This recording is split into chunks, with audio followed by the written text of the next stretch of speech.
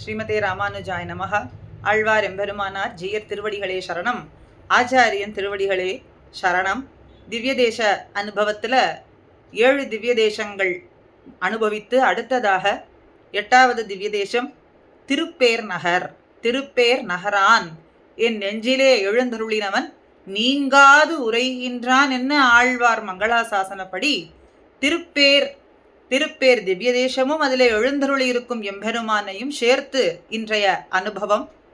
பிள்ளைப்பெருமாள் ஐயங்கார் அழகான பாசுரத்தில் இந்த திவ்ய தேசத்துக்கு ஒரு பாசுரத்தாலே மங்களாசாசனம் செய்கின்றார். போமானை எய்து பொறுமானை கொம்புபரி தாமானை மேய்த்து வந்த வம்மானை தாமச் செழுந்திருப்பேரானை சிறுகாலை சிந்தித்து எழுந்திருப்பேருக்கு உண்டோ இடர்.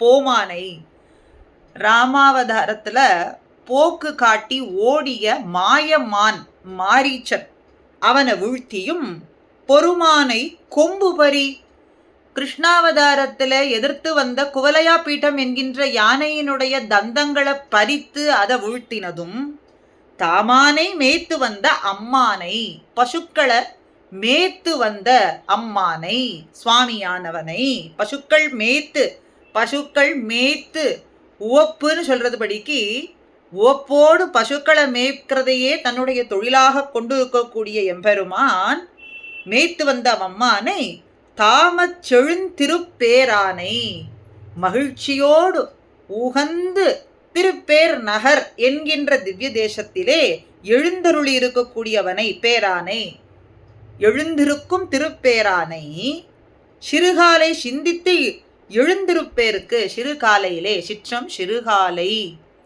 சிறுகாலையிலேயே விடியற் பொழுதிலேயே அந்த எம்பெருமானை சிந்தித்திருப்பவர்களுக்கு அவனுடைய நாமத்தை சொல்பவர்களுக்கு மனசார அவனை ஸ்மரிப்பவர்களுக்கு உண்டோ இடர், ஒரு குறையும் உண்டோ, அல்லல் என்பதும் உண்டோ, துன்பம் என்பதும் உண்டோ இல்லை என்று சொல்றாராக. சிற்றம் சிறுகாலையிலே திருப்பேரிலே எழுந்தருளியிருக்கும் எம்பெருமான சிந்தித்திருப்பவர்களுக்கே துன்பம் இல்லை.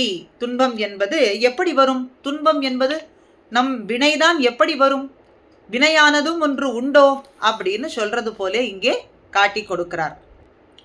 துர்வாசரனுடைய சாபத்துக்கு ஆளான உபமன்யு என்கின்ற அரசன் தன்னுடைய சாபத்தை தீர்த்து கொள்ள வேண்டி இந்த திவ்ய தேசத்துக்கு வந்து தினமும் ததியாராதனை செய்து கொண்டிருந்தான். அதை ஏற்றுக்கொள்ள எம்பெருமான் வந்து தன்னுடைய பசியானது தீர்ந்து போகாமல் அங்கு இருக்கக்கூடிய அப்பத்தை எடுத்துக்கொண்டு அப்படியே சயனித்து விட்டதாக இந்த திருக்கோவிலினுடைய சரித்திரம். அனைவரினுடைய உணவை உண்டும் பசி ஆறாமல் இருக்க அங்கிருந்த அப்பத்தை கேட்டு வாங்கி உண்டு பின் பசியானது தீர்ந்து போக உபமன்யுவினுடைய சாபமும் நீங்க பெற எம்பெருமான் அப்பக்குடத்தோடு அங்கே எழுந்தருளிக்கிறத இன்றைய அளவும் நாம் சேவிக்கலாம். அதனாலே தினமும் எம்பெருமானுக்கு அப்பமானது பிரசாதிக்கப்படுகின்றது. நம்மாழ்வார் முக்தி எழுந்தருளுவதற்கு முன்னே கடைசியாக பாடின திவ்ய தேசம் இந்த திருப்பேர் திவ்ய தேசம் என்றும், அப்பக்குடத்தான், அப்பால ரங்கன், ஆரா வயிற்றான் என்று இந்த எம்பெருமானுக்கு திருநாமம். இந்திராதேவி கமலவல்லி என்று தாயாருக்கு திருநாமத்தோடு எம்பெருமான் இங்கே எழுந்தருளி இருக்கின்றான். திருமழிசையாழ்வார், நம்மாழ்வார், பெரியாழ்வார், திருமங்கையாழ்வார் என்று இந்த 4 ஆழ்வார்களாலே மங்களாசாசனம் பண்ணப்பட்ட திவ்ய தேசம். 33 பாசுரங்கள் இந்த திவ்ய தேசத்துக்கு. ஆக திருமழிசையாழ்வார் நான்முகன் திருவந்தாதியிலே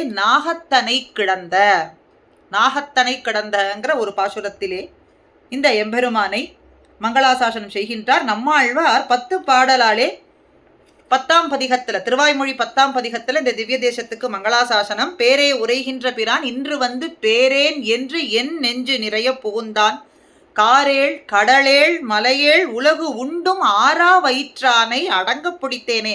ஆரா வயிற்றான் இந்த எம்பெருமானுக்கு திருநாமத்தை இந்த பாசுரத்திலேயே நம்மாழ்வார் காட்டி கொடுக்கிறார். திருப்பேர் என்கின்ற திவ்ய தேசத்துல எழுந்தருளி இருக்கும் எம்பெருமான் பேரே உரைகின்ற பிரான், பேரே திருப்பேரிலே உரைகின்ற எம்பெருமான் இன்று வந்து என்னிடத்துல வந்து பேரேன் என்று இனிமேல் போக மாட்டேன் போகலொட்டேன்னு சொல்லி என் நெஞ்சு நிறைய புகுந்தான், என்னுடைய நெஞ்சிலே புகுந்து விட்டான். என் நெஞ்ச விட்டு பிரிய மாட்டேன்னு சொல்லி என் நெஞ்சிலே நிறைவாக புகுந்து விட்டான்.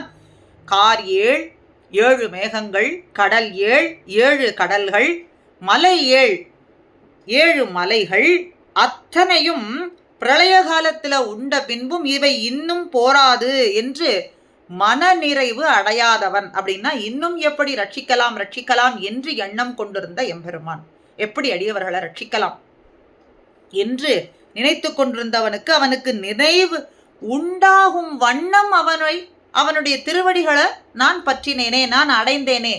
காரேள் கடலேள் மலையேள் உண்டும் ஆறாத வயிற்று இருந்தவனை ஆறும்படிக்கு நிறைவு கொள்ளும்படிக்கு நான் அவனை சிக்கென பற்றி கொண்டேன், அவனை அடைந்தேனே, அடியேன் பற்றி கொண்டேன் என்று நம்மாழ்வார் அதி அற்புதமாக 10 பாசுரங்கள்ல இந்த ஒரு பாசுரத்துல இந்த திவ்ய தேசத்துக்கு என்று பார்த்து, அடுத்த பெரிய ஆழ்வார் 3 பாசுரங்கள். அதுல ஒரு பாசுரத்துல கொங்கும் குடந்தையும் கோட்டியூரும் பேரும் எங்கும் திரிந்து விளையாடும் என் மகன் சங்கம் பிடிக்கும் தடக்கைக்கு தக்க நல் அங்கம் உடையதோர் கோல் கொண்டு வா, அரக்கு வடித்ததோர் கோல் கொண்டு வா. கோல் கொண்டு வா என்கின்ற பதிகத்துல காக்கையை பார்த்து சொல்லக்கூடிய பதிகத்துல காக்கையை நோக்கி ஆழ்வார் சொல்றார், நறுமணம் மிக்க பரிமளம் வீசக்கூடியதான திருக்குடந்தை, கொங்கும் குடந்தையும், கோட்டியூர் திருக்கோட்டியூர், பேரும் திருப்பேர் மற்றும் திவ்ய தேசங்கள்ல உகந்து விளையாடக்கூடியவனை என் திருமகனின் சங்கினை தாங்கும் கைக்கு ஏற்றவாறு, சங்கும் தடக்கையும்னு சொல்றது போல சங்கும் ஆழியையும் ஏந்தி இருக்கக்கூடிய கைகளுக்கு ஏற்ற நல்ல ஒரு வடிவான அழகான ஒரு கோலை கொண்டு வா, நல்ல நிறம் பூசப்பெற்ற ஒரு கோலை கொண்டு வா என்று காக்கையை நோக்கி சொல்றது போல இங்கே பெரிய ஆழ்வார் பதிகம்.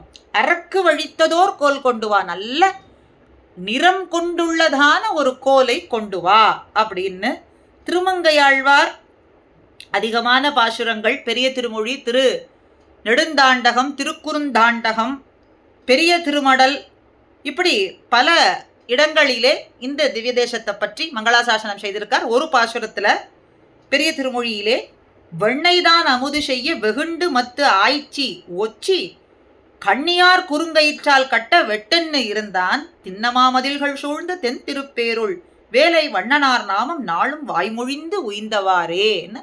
அது அற்புதமா இந்த திவ்ய தேசத்துக்கு மங்களாசாசனம் பண்றார். வெண்ணையை மிகுதியாக தான் உண்டதனால் அதனை கண்ட தாயாராகிய யசோதை பார்த்து சீற்றம் கொள்றாள். என்ன நேர்ந்து விடுமோ, இந்த குழந்தைக்கு வயிறுக்கு என்ன உண்டாகி விடுமோன்னு சொல்லி தயிர் கடையக்கூடிய மத்தை எடுத்துக்கொண்டு ஓங்கி வராள். அதான் மத்து ஆய்ச்சி ஓச்சி ஓங்கி அடிப்பதற்காக அந்த மத்தை எடுத்துக்கொண்டு வராள். முடிச்சுக்களோடு கூடிய கண்ணியார் குறுங்கயிற்றால் நன்னாக முடிச்சு போடப்பட்ட கயிற்றுக்களை கொண்டு அவனை கட்டி உரலோடு சேர்த்து வைத்து கட்டி வைத்த போது அதற்கு கட்ட வெட்டுன்னு இருந்தான், உடன்பட்டுன்னா இருந்தான். தாயார் கட்ட கண்ணி குறுங்கயிற்றால் கட்ட ஊரார்க்கான உரலோடே என்று சொல்லும்படியாக அத்தனை பேரும் பார்க்க உரலோடு அவள் கட்ட கட்டுண்டு கிடந்தான். அவள் கட்டுவதற்கு ஏற்ப உடன்பட்டு இருந்தவன் அவன்தான்.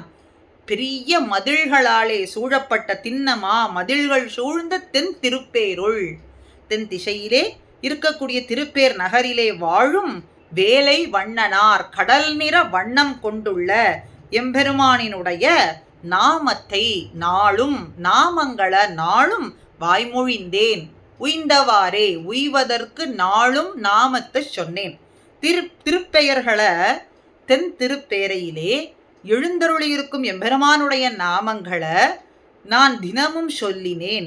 அடியேன் உய்ந்தது வியத்தற்கு உரியதே, அடியேன் உய்வதற்கு ஏற்றதான தென் திருப்பேரையிலே எழுந்தருளியிருக்கும் எம்பெருமானுடைய நாமத்தை நாளும் சொன்னேன். சிற்றம் சிறு காலையிலே சொன்னேன், சிந்தித்து சொன்னேன், உய்வதற்கு ஏற்றபடியாக சொன்னேன். என்ன இப்படி அற்புதமா வெண்ணைதான் அமுது செய்யன்னு கிருஷ்ணாவதாரத்தை கொண்டு இந்த திவ்ய தேசத்தில் எழுந்தருளி இருக்கும் எம்பெருமானை அது அற்புதமா மங்களாசாசனம் பண்றார். ஆக பிள்ளை பெருமாளையங்கார் பாசுரப்படிக்கு ஆறா வயிற்றானை அடங்க பிடித்து என்ன ஆழ்வார் சொல்றபடியும் அவனுடைய நாமத்தை நாளும் வாய்மொழிந்து உய்வதற்கு சொல்றபடியும் சிந்தித்து சிறுகாலை சிந்தித்து எழுந்திருப்போருக்கு இடரென்றும் இல்லையே என்று இப்படி அவனுடைய நாமத்தை சொல்றதாலேயும் அவனுடைய திருவடிகளை பற்றி கொள்றதாலேயும் எப்பொழுதும் அவருடைய நாமத்தை சிந்தித்திருப்பதனாலேயும் நமக்கு இடர் என்பது இல்லை, நிச்சயமாக உய்வு என்பது உண்டு அப்படின்னும் ஆழ்வார்கள்லாமும் இங்கே காட்டி கொடுக்கிறார்கள். அதனாலே ஆழ்வார்கள் வாக்குப்படி நாம் தென் திருப்பேரையிலே எழுந்தருளியிருக்கும் ஆரா வயிற்றானினுடைய திருவடிகளை அடங்க பிடித்து கொண்டு அவன் நாமத்தை சொல்றதே ஏற்றம் என்று இந்த திவ்ய தேசத்துக்கு அனுபவம். அடுத்த திவ்ய தேசம் திரு ஆதனூர். அடுத்த பதிவிலே. ஸ்ரீமதே ராமானுஜாய நமஹா.